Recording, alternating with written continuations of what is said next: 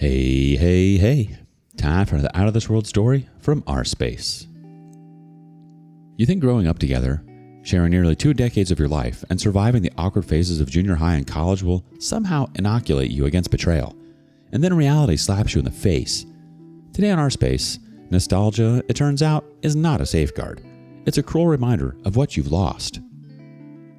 Cheating wife thought coming clean would make me forgive her. I humiliated her to teach her a lesson. I have been married to my wife, Janine, for 19 years now. It feels like we essentially grew up together. We have known each other since junior high, but we only became really close during the last few years of high school.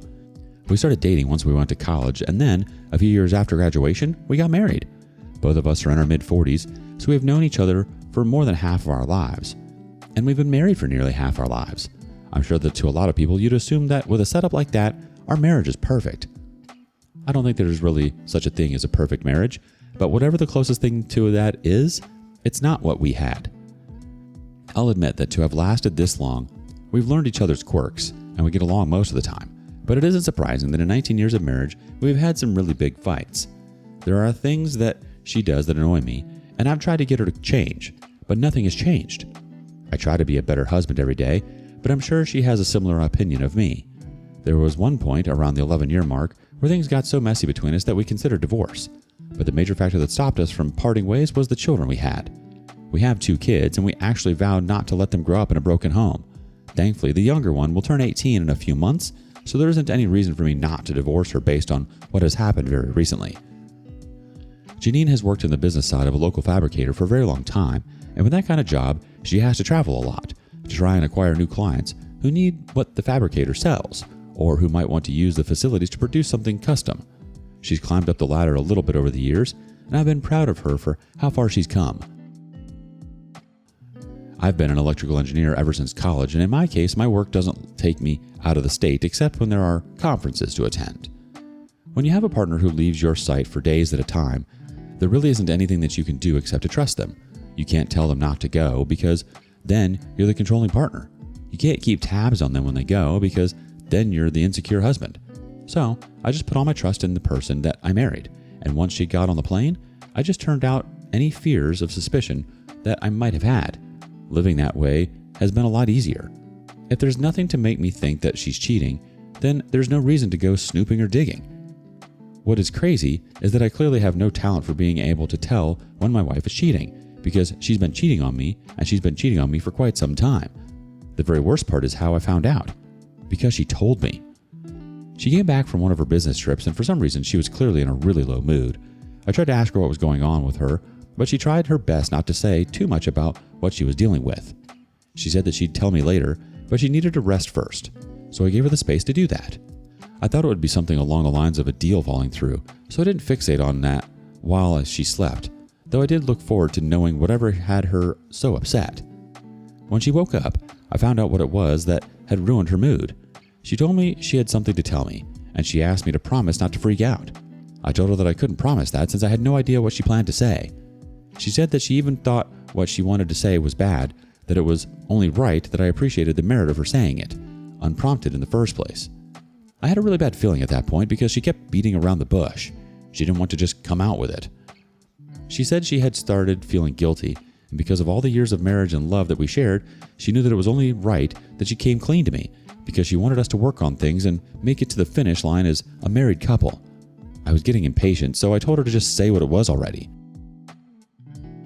I had no idea it was as heavy as what she was about to say, and I remember wishing that I had told her not to say anything because it ruined the peace and normalcy that I thought I had in my life. I had an affair. It's over now, but I had an affair. I just had to come clean about it. I couldn't keep living a lie. I could see that she was really watching my face, and I remember noting that because I was staring intently at her. She was so serious with the way she had said it, but it was such a casual way to admit that you had been having an affair, or had an affair, to your husband of nearly 20 years. Part of me felt it was a joke, and I told her that, but she insisted it wasn't, and I know her well enough to know that it actually wasn't a joke. She was serious, and I couldn't understand why she would tell me that. She was doing it for her own personal closure and repentance, but if it was eating at her so badly, maybe that was the punishment she was meant to endure for cheating in the first place. I didn't understand why she had to tell me. All it did was make her feel better, while it made my life in that moment so much worse. I always thought that I'd want to know if I was cheated on, but in that moment I realized that it wasn't the case. Maybe I would have felt differently if I hadn't built my entire life up with that woman. We had 2 children, we moved cities twice, and we had even been able to survive almost getting divorced in the past. It felt like we had endured too much for her to sabotage everything with such a casual admission. The first thing that I told her was that I couldn't understand how she could just sit me down so casually and tell me something as heavy as that. She said she knew it was heavy, but there really wasn't a best way to tell someone something like that. I asked her when it happened, and because she couldn't give me a conclusive answer, I asked her when it ended. That question she was able to answer quicker, and she said she had called it off 8 months before then. I had hoped it was going to be something that happened 5 years ago, but she was telling me it hadn't been up to a year since she stopped sleeping with the person. I said that I didn't care about exactly when it started, but I wanted to know how long since she had been cheating on me for, and I only needed an estimate from her. I noted that she was hesitant. My mood had become very serious, and I'm sure that she realized that the conversation was not going to go the way she had pictured it. I said nothing and waited for her to give me an answer, and when she did, she told me it had been on and off for about 2 years. I grimaced when she said that, and I know she noticed, because she went straight into apologizing and blaming herself. She said she had been selfish, and she had been looking for something that was right at home with her. She said she had been going through things. She said she had been depressed. She gave every single excuse in the book without me even prompting them. She knew that she had messed up pretty severely. I wish I had recorded that conversation, but considering how out of left field it came, it was far from on my mind when it all happened. I asked her what she thought the outcome was supposed to be, now that she had decided to just reveal something as earth-shattering as that. She said that she wanted us to be on a clean slate, because she really wanted us to make it all the way as husband and wife. I asked her why she couldn't have had that epiphany before she slept with someone else for 2 years straight. She clearly didn't like the edge in my questions, and I could hear her getting defensive. She said she had already explained why she did it. "I'm not trying to justify my actions, but I've told you my reasoning way back then." Like, really? That she was depressed and had been looking for something she didn't lose? Our marriage hasn't been buttery, but I've never been a bad husband to her. Never. I've always loved her. From the first day that we started dating, even through the previous divorce saga that we had. And I know she knew that too.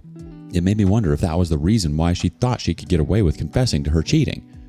I asked her if she wanted a divorce, and if that was why she told me about it. I wanted to know if her plan was to self-sabotage because I couldn't understand her excuse of wanting us to be closer. How was me knowing that she had been cheating on me for that long supposed to make us closer? I let her know that under normal circumstances, admitting something as damaging as the fact that you were cheating to the partner that you were cheating on should intrinsically provide a boost in trust, since nobody forced you to make such a damaging admission. However, the problem is that cheating is one of the biggest breaches of trust in a relationship, and to do that in the first place wipes out any trust gained from admitting it, and the fact that she had been doing it for 2 years meant that it was never going to work in her favor. I asked her how many lies she had told me in these 2 years. There was no way that she could keep an affair under wraps for that long without telling me hundreds of lies, without maintaining hundreds of lies, without omitting major things that she had been up to and places she had gone. She had likely spent money on her affair partner in some way or another. And there was the way it made me feel. I felt like I was a smart individual, but here I was realizing that I had been taken for a fool for so long, and I didn't know any better of what was going on in my home. I told her I had hated the way that made me feel, and the fact that I wouldn't have ever known if not for her choosing to tell me to make herself feel better. She interrupted and said that she wasn't making herself feel better. I asked her whether she was sure about that. She admitted that she planned to feel a little bit better, but that hadn't been the motivation for coming clean. I let her know that we gained nothing from her admission beyond me learning that my wife was a cheating whore, and yes, I said that, and her being free of her secret. I told her that we weren't about to be a happier husband and wife because I was going to process the divorce straight away. She said that I was overreacting because her admission was supposed to be bad, but not that bad. She asked me whether it would have been better if she had just kept it from me instead of doing the morally right thing. I told her yes, that it would have been. She did the morally right thing too late. She should have done the morally right thing when another man climbed on top of her for 2 years. I asked her who it was, but she didn't say anything. I asked again, with a lot more anger, and she still didn't say. It has to be someone I know then. Are you for real? She didn't say anything to that, so that was how I got my confirmation that it was someone I knew. I told her there was no reason to protect that person any longer, but she absolutely refused to admit to who it had been. Fortunately for me, I don't have any brothers because that would have been the worst case scenario. But I've hired a PI to do as much digging as he needs to see if he can find something for me. I'll keep you all updated on how that goes. I told her that I'd be seeing a divorce lawyer the very next day and she'd benefit from seeing one herself. I let her know that it wasn't like last time because this time around, no one would walk back from their decision.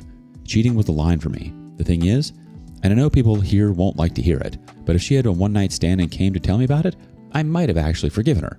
But to tell me after a 2-year affair and feel like Mother Teresa? Nah. I've already met up with a divorce lawyer and she's been served. I'm hoping that my PI will be able to get me something, even if it isn't something that I can use in court. I just want to know who she cheated on me with. If it is someone in my circle, I'm going to cut them off for good. I don't know how we're going to handle the children in all of this. They're old enough to know the truth, and I really don't think I have to protect them. Edit. My PI isn't a time traveler, but he found out something very major, and I used that to confirm who my soon-to-be ex-wife had been cheating on me with. He was able to get her phone records, and he brought me several numbers that she called very often. He was able to get names attached to each of them, and it was when I noticed how much she was calling one of her coworkers way outside of working hours that I started to suspect it might have been him. Since they stopped meeting, according to her, he wasn't able to catch them with one another. He also didn't have the power to hack her phone and check her messages, so I did that one night, since we've still been in the same house. I was able to find her messages with the coworker and go back far enough. It was extremely clear that they were sleeping together. I documented all of that, and from the messages, it's clear that was happening on the numerous business trips that they went on. I started an argument with her the day after, telling her that I knew that the person she had refused to tell me she had been cheating on me with was one of her coworkers, and it was the one who I knew the best since he had been working with her for nearly a decade. She tried to deny it initially, but I told her not to bother. I was recording the entire conversation since I wasn't going to make that mistake I made the first time. Eventually, she admitted that it was him, but she kept asking why it even mattered since we had already filed for divorce. I told her it mattered because I was owed that much. After that, she just walked out on me. I didn't let it trigger me. That's where we're at right now, and I'm going to make sure that I enjoy every step of the divorce, especially if I really get to F her over. Update. So the entire divorce saga is finally over, and it comes with a few twists and turns. When we went to court, I wasn't surprised to see that her lawyer was trying to be an absolute snake. He said that she deserved to keep the house because she had spent most of her life raising children in it and keeping it spotless. My lawyer argued that most of my money had gotten the house to the point that it was at, where the mortgage was just about 6 years off from being fully paid. She didn't deserve to keep it under those circumstances, and at my instance, he said we should sell it and split the profits based on our contributions. He said that was fair, since she had been the one to ruin the marriage with her cheating. Of course, they didn't accept that, instead saying that they'd pay me my share of the house at above market value. I didn't want her to keep the house simply for petty reasons. We didn't have to fight for custody since our younger child had just turned 18 a few weeks earlier. However, I did say that I wanted paternity testing for posterity's sake. That was the first time she had heard I wanted that, and needless to say, she reacted pretty violently that I was suggesting our children belong to someone else. I told her that I didn't know what to trust, so there was no point in her blaming me for that. Spoiler alert, they're both my children. We had to let them know exactly what was going on, and I made sure not to spare them from the fact that their mother had an affair. I let them know that was the only reason I was questioning things. To be honest, even if they hadn't been my kids, I can't say for a fact that I'd have abandoned them. It's too late for that. Those are my daughters. We absolutely refused any discussion on alimony since our wages were roughly the same, and eventually they agreed to that. However, we simply couldn't find a way to agree on the house, so ultimately things went to court. I had my way there, since the judge ruled that we split the house 50-50. The same thing happened to our joint savings, despite the fact that she had been the reason for the divorce and despite the fact that I had contributed most of it in the earlier years of our marriage.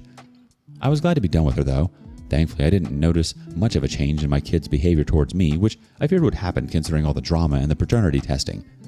As much as I was done with her though, I wanted to teach her one final lesson, because she had ruined what we had and I needed her to not feel like she came out on top despite that. So I went to every single Facebook group that she was a part of, and I posted a long message detailing what she had done, along with the voice recording of our conversation. On some of the pages, the messages were deleted within minutes, but on others, it stayed up until now, probably because people love drama and it was drawing so many engagements. I made sure to send it to a lot of the people that she was friends with, because I refused to give her the chance to create the narrative. I was staying with a friend while house hunting, but she didn't know that, so she had no idea where I was. She called me, and the moment I picked up the phone, she was threatening me and screaming. She said I should tell her where I was at, but I refused because that would have been stupid. I said as much, and she got even angrier. I let her know that I had just given her a tiny bit of humiliation, and it was genuinely nothing compared to what I had felt when she casually came to tell me that she had cheated on me. She told me that I had a small dick, and I was still angry about it like a little girl. She said I was emotional. She told me to F myself. She pulled out every cliche insult in the book, and I just laughed it off. I let her know that in her next marriage, if she had one, she'd learn to keep the pants zipped up around other men, instead of sleeping around and thinking that she deserved forgiveness for that. That was where things concluded, but yeah, I'm glad to be finally done with her. It was going to take an incredibly long time for me to adjust after all this, but I'll do my best to, and I hope I can. Depression, looking for right at home with her. Guilt, moral epiphany. All excuses, all transparent, all pathetic. She clearly thought she could have her cake, eat it too, and then get moral brownie points for confessing late. Newsflash, confession doesn't erase betrayal. She treated your marriage like a sandbox of her own selfish entertainment, and the 2-year affair was just her little hobby. And the worst part? She probably still thinks she's entitled to sympathy, to forgiveness, even to a shred of respect. She doesn't deserve sympathy. She deserves the cold, unflinching recognition that she actively and intentionally chose to ruin the life she pledged to protect. Have you ever been blindsided by betrayal from someone you've known for years? Share your stories with us in the comments below. And thank you for joining us today on rSpace. Be sure to like and subscribe and hit that notification bell so you don't miss out on our next video. See you soon.